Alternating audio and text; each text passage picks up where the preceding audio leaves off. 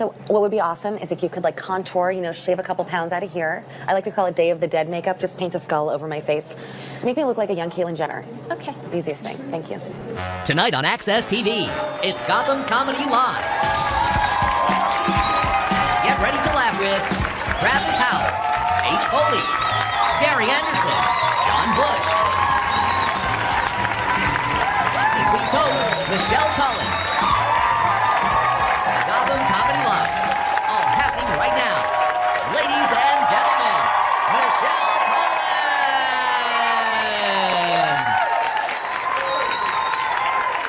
Hi, everybody. Welcome to Gotham Comedy Live. Give it up.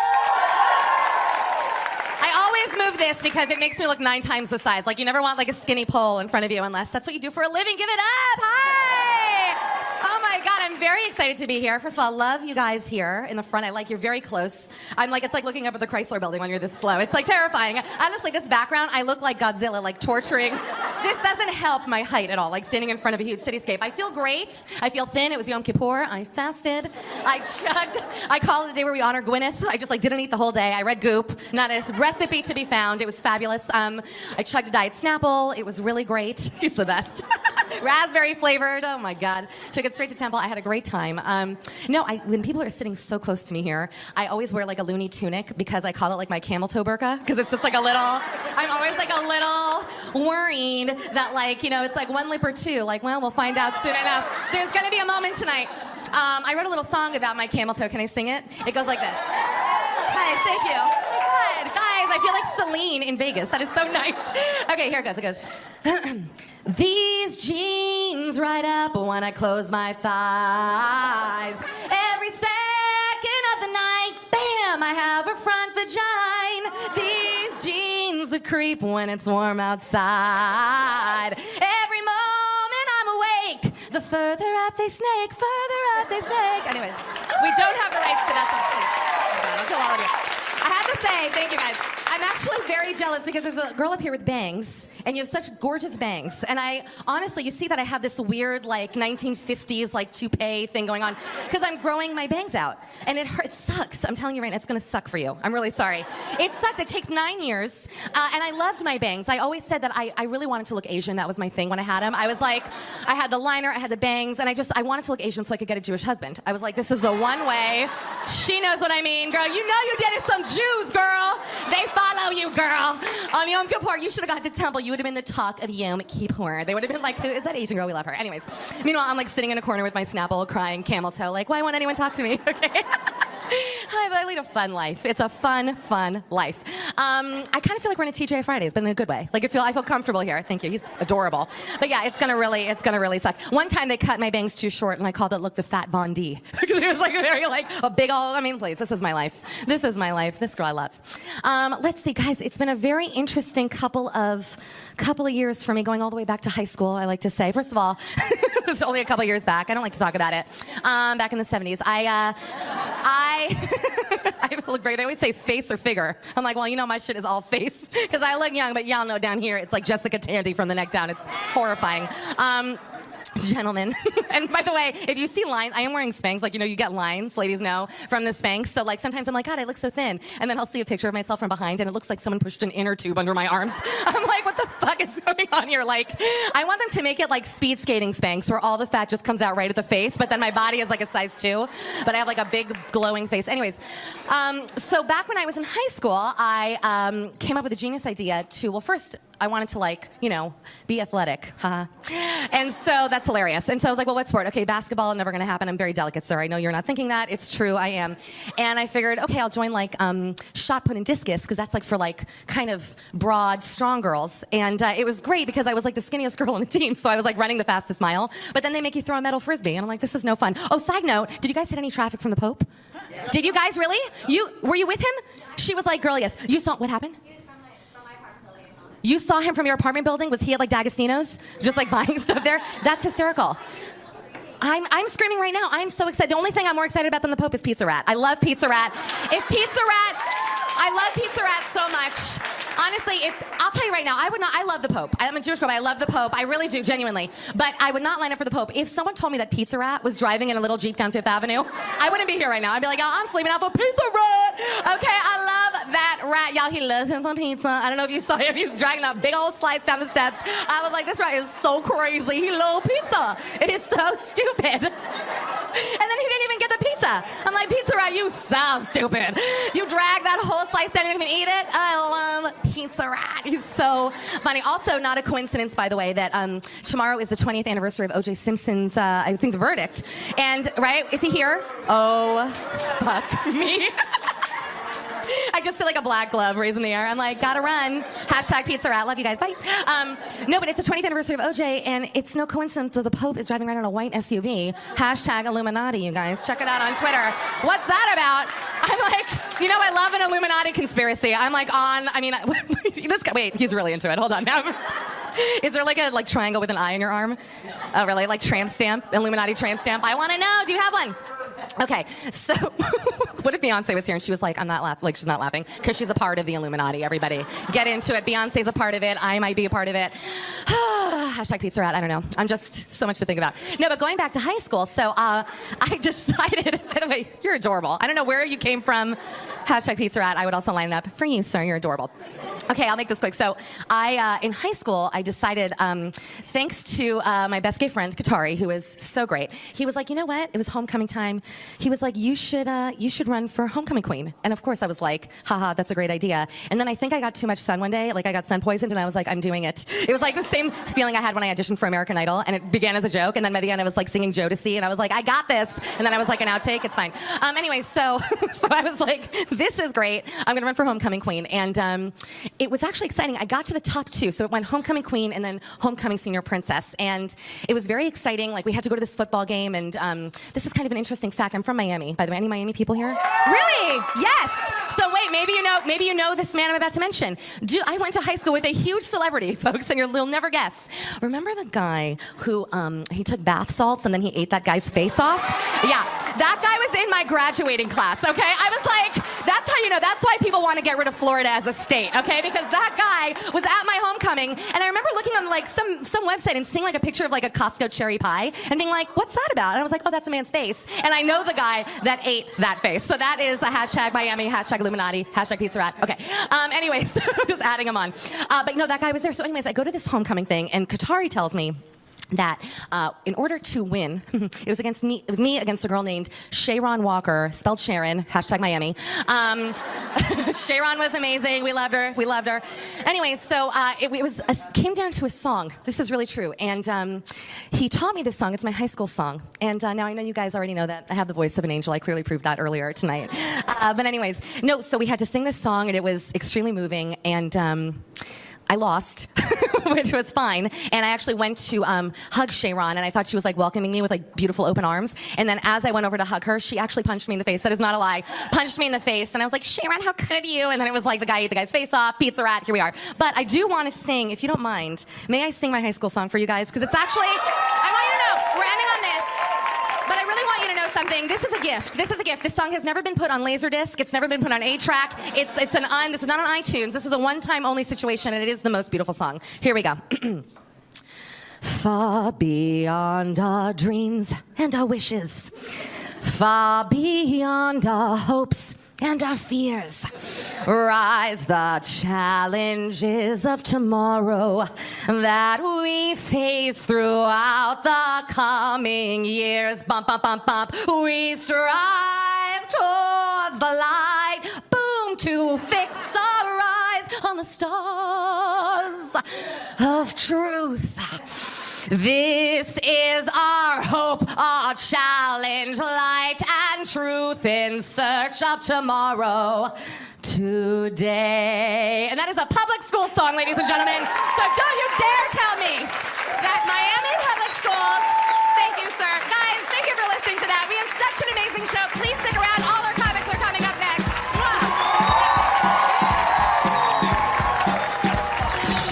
Stay tuned for more laughs on Access TV, live from the Gotham Comedy Club in New York City. Travis House is taking the stage when we return. And stick around later tonight for Michelle Collins when she takes the stage.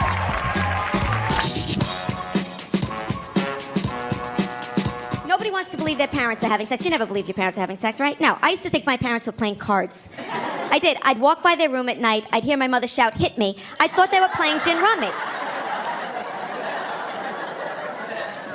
And now I'm responsible to like teach them about sex. You know, my mother never taught me shit about sex. She would say things to me like, "Why buy the cow when you could get the milk for free?" This annoyed me on so many levels, you know? Like, first of all, not only am I not a cow, but I'm lactose intolerant, okay? Welcome back to the Access TV presentation of Gotham Comedy Live. More laughs happening right now. Okay, guys, thank you so much. All right, we're gonna get the show officially started. Your first comic of the night, hilarious guy, great T-shirt collection. We talked all about it. You've seen him on NBC's Late Shift. You're gonna love him. There you go. Please welcome to the stage, Travis House.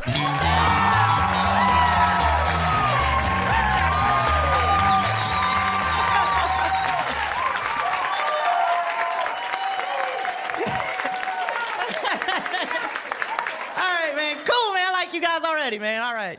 Hey, I had to walk away from the dumbest conversation I have ever been a part of today. This girl saw my tattoos and she said, "Oh my God, I like your tattoos. What do they symbolize?" So I said, "You know, I'm a vet." And she goes, "Oh my God, I love puppies."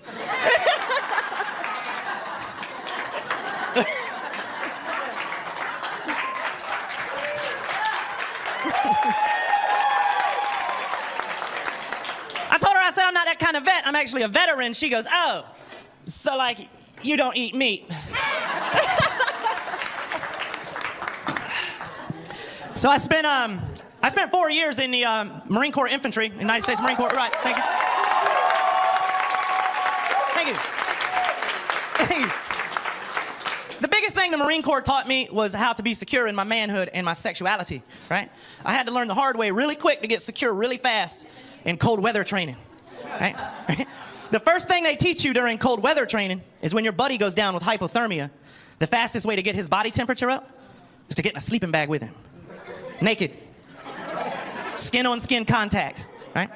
And the big question at 18 years old was not, do I get in a sleeping bag naked with another dude? Because you're going to do whatever it takes to save your friend who is freezing to death. The biggest question we had was, what position do we get into?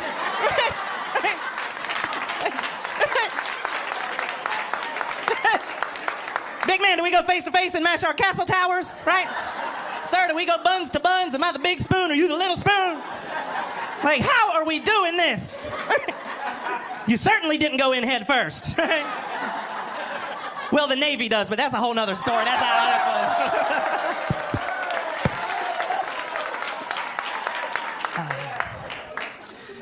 After I got out of the Marine Corps, I became a police officer and then a firefighter. And one of the highlights, no, you won't be clapping at the end of this. One of the highlights of my firefighting career was I was selected to be on a firefighter fitness calendar. And that was cool because at the time, in my mind, chicks dig dudes on firefighter fitness calendars. Right? That's right. What I did not realize is there's actually a lot of dudes that dig dudes on firefighter fitness calendars. Right?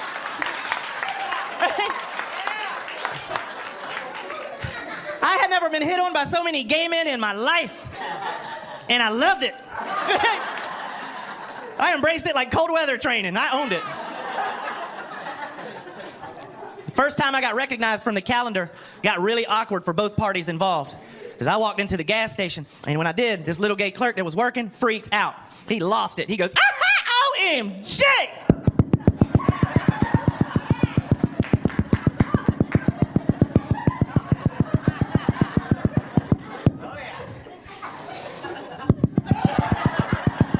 He goes, "You're Mr. August," right?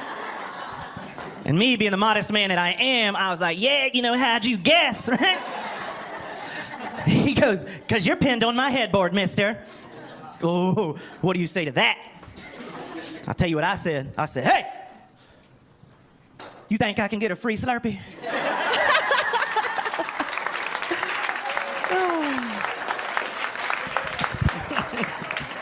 You guys know I got a free Slurpee. So I've had all of the underpaid, underappreciated careers that one man could possibly have in his lifetime. And just to make sure I did not leave anything out, I married a school teacher. Right? We are poor as shit, man. It's like we took an oath. It's like we took an oath of poverty, right? Right? We have a really good marriage, but unfortunately, I'm the one that brings all of the baggage into our relationship because of my past professions, right? Different personalities will come out at the wrong times. My wife turned 31 years old this year, and I wanted to do something really special for her, so I called her up, and I said, baby, when you get home, I want you to get dressed out. I'm taking you to a surprise birthday dinner. She said, okay. So that's what she did. She came home, and she spent the next 17 hours getting ready. By the time she was ready, it was no longer her birthday, and she was eligible for Social Security. When she walked outside, right, I was standing there with the car door open because where I'm from, chivalry is not dead. But that's when it got weird because, like, as soon as she was getting in the car, I accidentally flipped back into cop mode, and I put my hand on top of her head. I was putting her in the car. And she just got her hair done, and she's like, get your hands off my damn head. I said, who are you talking to? Put your damn feet in the car. She's like, shut the door. So I slammed the door, and now we're arguing through the glass like a bad episode of Cops. She's like, where are you taking me? I said, girl, I'm taking you downtown. But women like to hold a grudge, don't they, fellas? Yeah. Right. Because I figured she would have gotten over it by the time I got into the driver's seat. She was not. She was still very upset. She had her arms crossed. She was like, why do I have to sit in the back? So I went back into cop mode. I'm like, hey, maybe you should exercise your right to remain silent. And she goes, oh, you mean like I do in the bedroom? Ooh. Yeah, my wife has those comebacks that you don't come back from. When I was in the Marines, we communicated with hand and arm signals, very stealthy. This means halt. This means I've spotted the enemy. This means negative. That means move out. You guys know. Y'all seen Black Hawk Down. Every once in a while, I try to communicate with my wife the same way, but it gets awkward, you know, because she'll try to communicate back to me using girl hand and arm signals, and it gets really confusing. But she has a great way of getting her point across. We were shopping in the mall 2 anniversaries ago. I spotted a necklace that I thought she might like. And there were a lot of people around, so I didn't want them in our financial business, so I went stealth mode. I said, you know, halt. And she stopped. And I told her, come here, and she came here. And then, you know, fellas, jewelry is the enemy, so I spotted the enemy. I was like... And that's when it got weird. She goes, oh my God.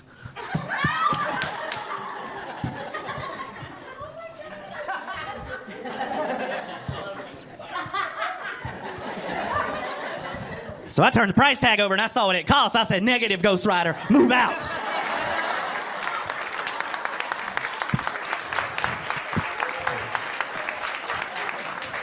You guys have been great. Thank you so much. I'm Travis House. Thank you so much. Stay tuned for more laughs on Access TV, live from the Gotham Comedy Club in New York City. H. Foley is taking the stage when we return.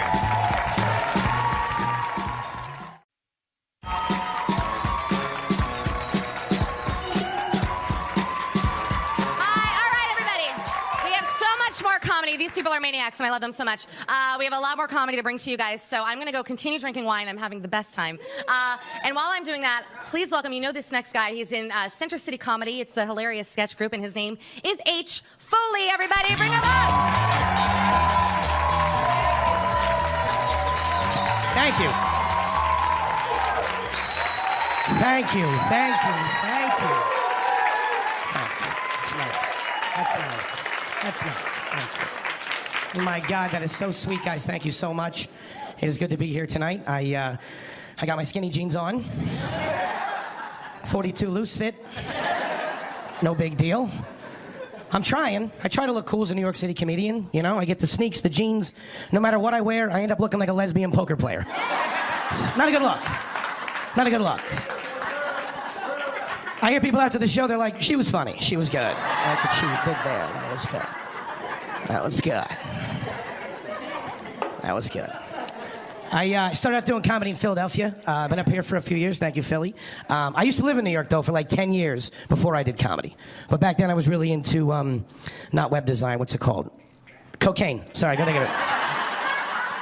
Well, drug problem. Drug problem. I learned a lot, though, about prostitutes. You pay for your sins, though, you know? Because now I'm 39 years old and I work part-time as a waitress. All right? I say waitress because I work at this cute little Greek boutique restaurant in the West Village, and the wait staff is me, an overweight comedian in his 30s, and 4 of the hottest 22-year-old girls that I have ever seen in my life. Like, I have no idea how I got this job. The only way I can figure I got the job is through some new version of affirmative action. Like, they had to hire a fat guy. Like, my boss was in the office with a stack of paperwork like, Obama's all over me.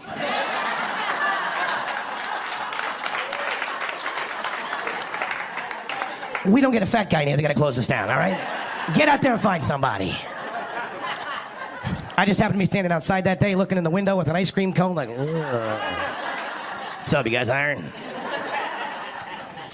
And typical guy, when I got the job, I thought it was gonna be awesome. You know, working with a bunch of beautiful women every day, let the personality work on them a little bit. What's that gonna lead to? Extreme disappointment for me, all right? That's what it led to. Because I was working there for like 2 weeks, and one of these girls would come up to me every day and be all excited and be like, Henry, oh my God, it is so fun working with you. You know, we're becoming like really good friends. No, like really good friends. Like, you know what it's like? We were all talking, and it's just like you're one of the girls. This was the face right here. It's like, all right, cool, one of the girls. Here we go. Okay. When this girl said this to me, I could literally feel my penis shrink up a little bit, unzip my zipper, step out of my jeans, put his backpack on, and walk outside and get in a cab. All right? Swear to God. Swear to God. And it just looked back at me like, well, you're never gonna need me again. Good luck with the job, fatso. The weird thing is, though, is after working there for a little while, me and these girls have become like really good friends. No, they're like my besties, okay? Like, I swear to God, it's unbelievable. The problem is, I am getting way too involved in their 22-year-old lives. All right, I have no idea where my 39-year-old life ends and their beautiful, hopeful 22-year-old life begins. All right, we're getting mani-pedis together. All right, the worst is, we go to brunch together every Sunday. Yeah, oh, who does brunch? Phenomenal, phenomenal. Ladies, thank you for inventing brunch, by the way, it's delicious. Champagne, orange juice, mimosas, love them. Takes like 18 to get fucked up, but still they're really good. You really have to work hard at embarrassing yourself at brunch. It's either 18 mimosas or 45 pancakes. But the problem is, I'm becoming one of the girls. Like, when we go out, I'll be the one that Instagrams what we're having for brunch and post it online. I'm taking a picture of what we're having, I post it on Facebook, have a cute little caption, over here at Gramercy Park with the ladies. Having the most delicious challah French toast. I don't know what they put in this maple butter, but it must be methamphetamine. YOLO. Yelling at me for saying that, it's crazy. The worst part is hanging out with them. Going out to a club with a bunch of beautiful women is very difficult, all right? What's that, brother? Who gets more pussy than me? All right. Are you their pimp? Because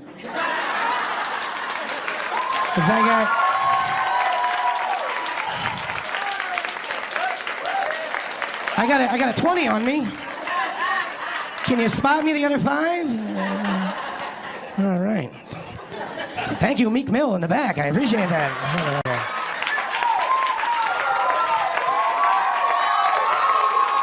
It's live TV, baby. It's how you do it, live TV. So anyway, that's right. Where was I? Oh yeah, brunch. I forgot. We were having brunch. Now, you go to a club with a bunch of hot chicks and you look like me. The point is, guys will hit on these girls right in front of you. Like I'm not even there. And I'm standing in the corner like, whoa, whoa, whoa. I could be somebody's boyfriend. All right, cousin, how about that? Is that better? Fucking assholes. Creepy uncle just got out of prison. Either way, it's emasculating. And I've never been a jealous kind of guy, but I literally find myself just trying to cock block the shit out of these dudes. Oh yeah, baby, I'm that girl. All right? I'm that girl. Not on my watch, sister. Not happening. All right, I don't think so. I'm that girl that ruins the night out for all the other girls in the group. All right? Because I don't know how to handle myself. I'm drunk the second we get into the bar. I got red wine stains in my teeth. I'm dancing real bad. I'm complaining. I'm laughing 1 second, bawling my eyes out the next. I got fired from my first waiting tables job when I moved to New York. And I got fired because I got caught by my manager eating off people's plates. I agree, worst way for a grown man to lose his job.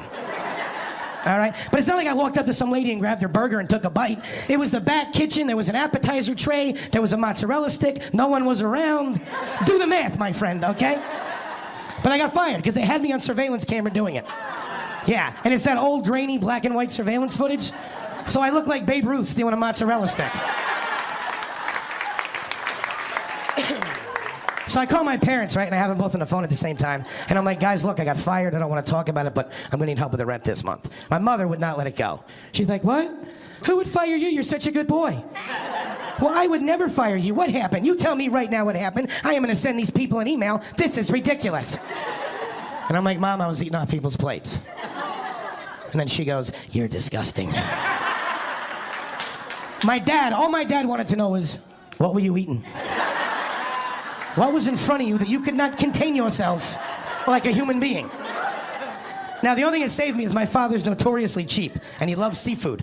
So I told my dad I got caught eating scallops. First thing I thought of, I was like, scallops, Dad, they call me eating scallops. And he wanted to get so mad I could tell, but he was just like, scallop shit, they're market price. You did the right thing. You're a good kid. I'll cut you a check.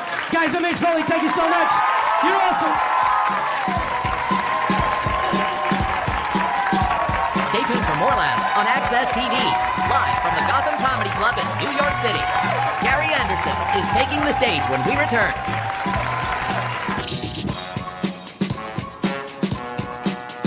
I'm in the left lane, West Side Highway. There's a town car in front of me doing about, I'd say 55. I was doing about 165. I was so fucked up, I had both my feet on the gas pedal. I didn't even know forgot there was a brake in the car. I get an inch from this car, and I flash the lights, telling them, I see the two blue cop lights in the back window. And this is why I love New York. This is what the cop says over the speaker. That's right, asshole, pull over. And I'm legally drunk. I'm like, I'm going to jail. There's no fucking doubt about this, you know? And you know what? I didn't even get a ticket. I got out of the ticket. And they even made me blow into that thing. What do you call that? No, the head of his dick. And, yeah. Welcome back to the Access TV presentation of Gotham Comedy Live. More laughs happening right now. Okay, we are going to keep the show moving with all these hilarious people. Coming up next, this gentleman is very handsome, ladies. I want you to all get ready for him. Woo! Single ladies. Okay, he is all the way from San Francisco, which means he flew Virgin America. This guy knows. Please give it up for Gary Anderson.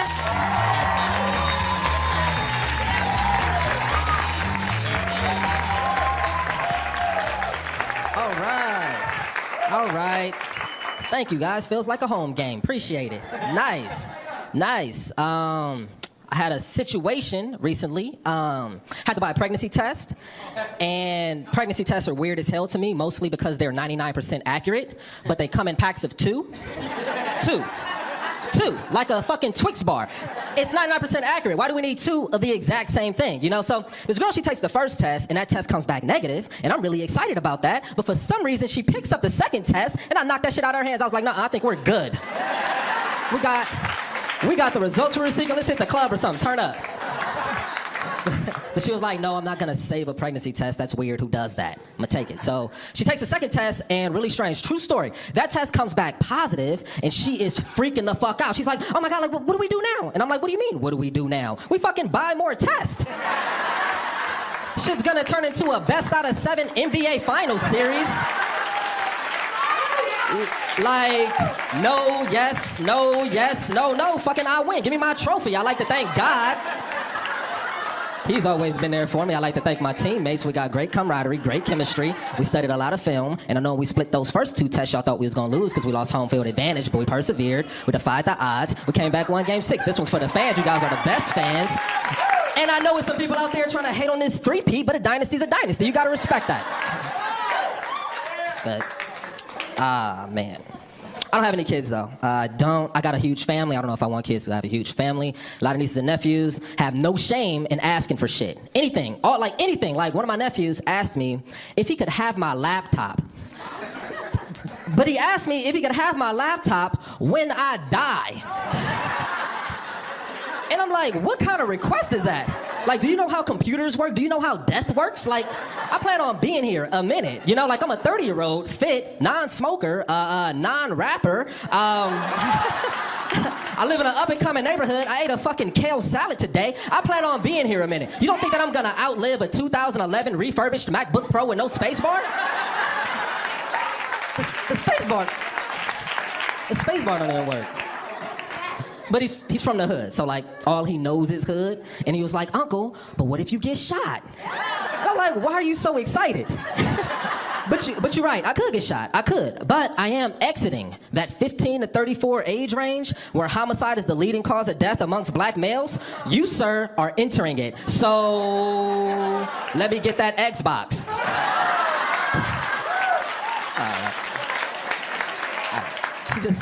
He just thinks I'm old, you know, and I'm starting to feel old, but not like arthritis old. Just old, you know? We're like, ginger ale tastes fucking amazing now. And I don't know when that happens, you know? I don't know how I got like so mature, you know? It's just like ginger ale, please. Yes, I'm a homeowner. Like, I don't know when that happens. Man, this is great. This is fun. This is fun. Moved to New York recently. I don't know what you guys like to do on your free time, but I like to judge people. That's what I'm into. I'm right at home, I know. I judge people based on their cell phone situation. Like, whenever somebody sends me a screenshot, I never focus on the picture. I only focus on that status bar at the top, you know? Like, my boy sent me a screenshot of a text convo he was having with his girl trying to get relationship advice, and he calls me up. He's like, okay, so you see what she wrote, so what do you think? And I was like, I think that your battery is at 2% right now. You all focused on love, you need to charge your phone. I see that your signal strength is weak, and I see that you have an alarm clock set on your phone. Like, why do you have an alarm? You don't have a job. What the fuck are you waking up for? And I see that you took this screenshot 25 minutes ago, which means that you sent this to 5 other people before you sent it to me, and that's fucked up, because I thought we had a much better friendship than that. You seek my advice first, or not at all. I don't like you or the situation. I hate you, and I hope your girl cheats on you, and she probably is cheating on you, because I saw her 2 weeks ago, and her cell phone screen was cracked, which means that bitch likes to party. She is definitely down to get the dick, and she's not eligible for an upgrade. It's not thoughts. All right. Whatever. Whatever. Yeah, right? I don't take social media seriously, like at all. Like, I like to have fun. Like, I like to have fun on Facebook. Like, this is what I like to do on Facebook. And I recommend you guys try it as well. This is what I'll do. What I'll do is I'll post a status, right? And the status will be loving, caring, uplifting. It'll get a ton of likes, tons of likes. And then I'll go back and I'll edit the status to some racist, misogynistic shit. But I'll keep the likes, because they don't take those likes away. So you'll click on my page and it'll be like, yeah, after I fuck these white bitches, I make them put on a Ray Rice jersey and get in the kitchen where they belong and cook me some grits, eggs, bacon, and biscuits. 784 likes. With comments too, comments like, you inspire me. I'm like, yeah, I know. I'm so proud of you, son. Thanks, Ma. Love you too. That's just my idea of fun. I'm G Cornbread on social media. If you guys want to follow me, that'd be awesome. Aside from that, I've had a great time and I have a good night. Thank you very much.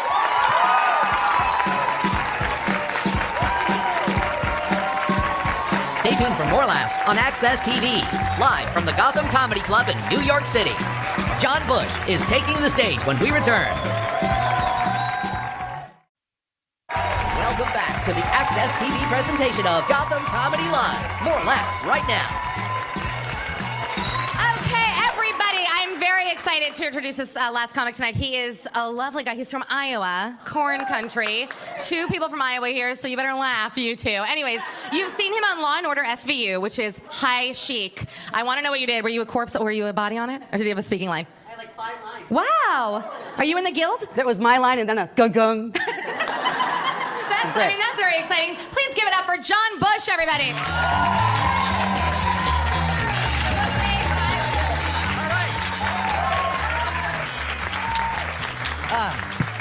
Hi.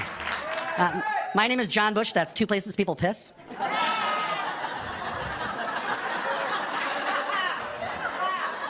My wife and I just celebrated 4 years of marriage, which is really exciting.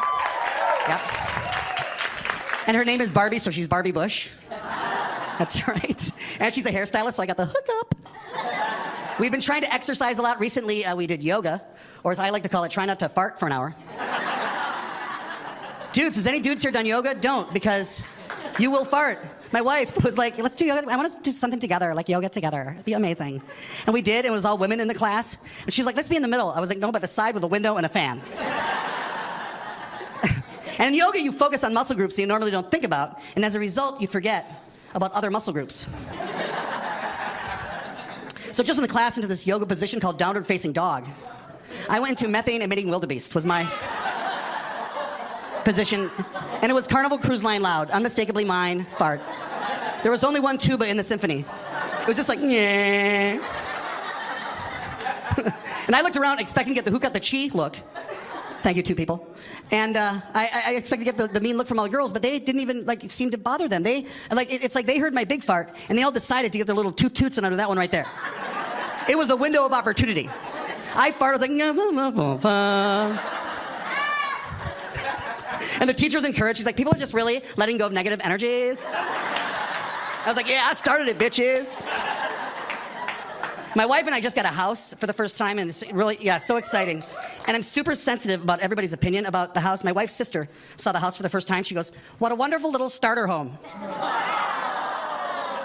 I'm 47. I'm on a 30-year mortgage.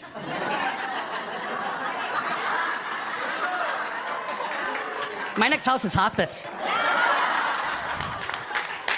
Speaking of which, the other night I was actually feeling my chest and I felt a lump, and I went to the doctor the next day and he said, well, you should have it looked at. And I said, I'm here.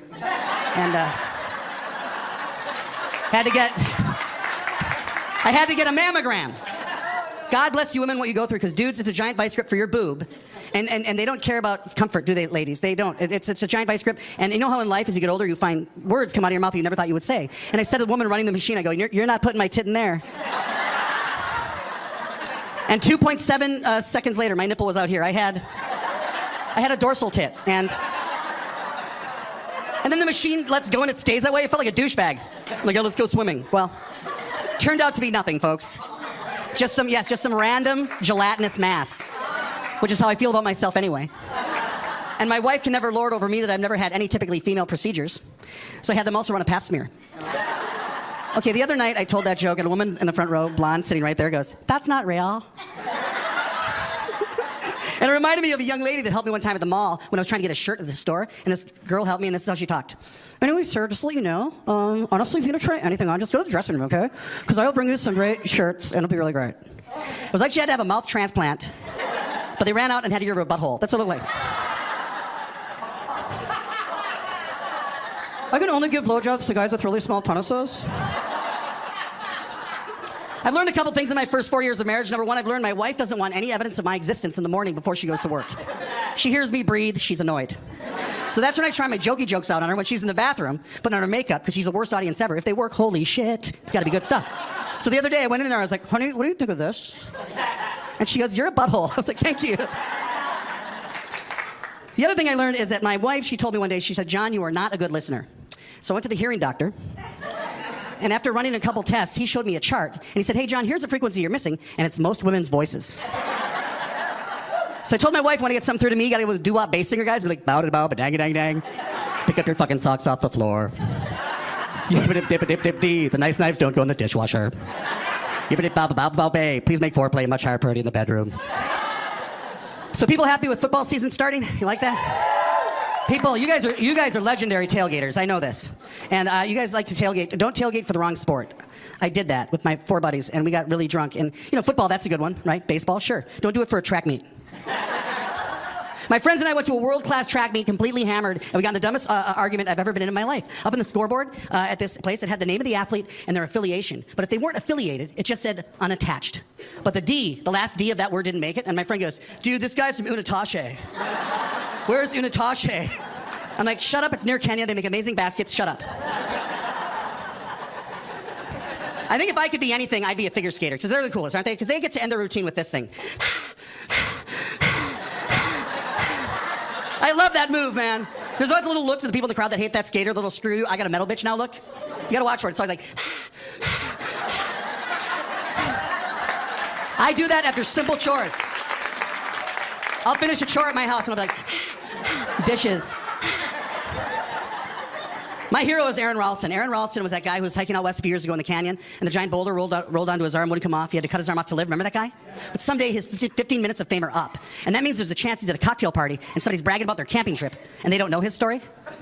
Anyway, so it rained for 3 days. We thought we were gonna die. I'll tell you that right now. Aaron, do you have a story? He's like, no.